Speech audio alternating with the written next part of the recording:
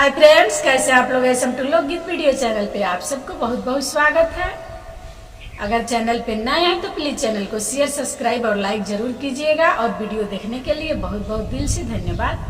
टीका ना लेके आनी भसुर जी हमरा आंगन, नथिया ना लेके आनी भसुर जी हमरा आंगन, लागत किसी कड़ी पुरान लैनी, कनवा के झुमका उधार लैनी भसुर, लागत किसी कड़ी पुरान लैनी, कनवा के झुमका उधार लैनी, कोई करार भसुर सोवे गहनवा, कहवा उड़ा देहनी लेके दोहे जावा, कोई करार भसुर लाइब गहनवा, कहवा उड़ा देहनी